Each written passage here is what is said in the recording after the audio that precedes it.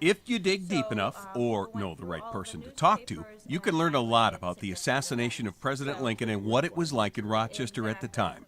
So what I've done here is I turned the page here to Abraham Lincoln, and we can find references to the funeral train passing through. City historian Christine Radarski says the train carrying Lincoln's body arrived at 3:30 a.m. on April 27, 1865.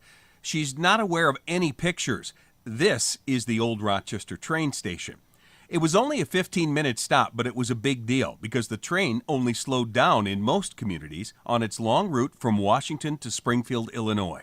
Yeah, it was definitely an event of significance here in Rochester. The public library has microfilm archives of almost every newspaper ever printed in Rochester. We're looking at the Daily Union and Advertiser newspaper for the evening of April 27, 1865. The headline read, "Reception of the Remains of President Lincoln. Excerpts paint the picture." Long before the train arrived, there was a dense multitude at the depot, which might be counted by thousands, including men, women, and children. The anxiety to see the train was intense. The military turned out in large numbers and formed lines in the depot to receive the train.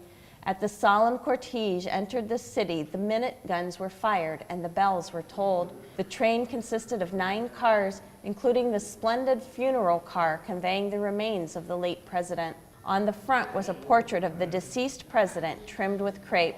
Over it were the American flags festooned, and about the sides black and white rosettas and other emblems of mourning. Rochester has many ties to Abraham Lincoln. Abolitionists Frederick Douglass and Susan B. Anthony lived here and knew the president personally. Our region was a major stop on the Underground Railroad. And then there's William Henry Seward. The Auburn resident was Lincoln's Secretary of State. He was also attacked in the assassination plot but survived. Seward's personal papers are housed at the University of Rochester. This is the last letter we have. This is the day Lincoln was assassinated. It's very short. It is. The historic collection includes a letter Lincoln wrote Seward the day he was assassinated.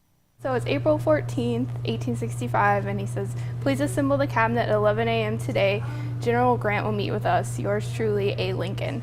And later that day, he was assassinated and Seward was attacked. Yes. There's also a broadside posted in Rochester right after the assassination. I think it's interesting William Henry Seward's name is bigger in bold print more than Abraham Lincoln. In life, Abraham Lincoln was a polarizing figure, but in death he united the nation. And early on an April morning in 1865, Rochester came together to pay their last respects.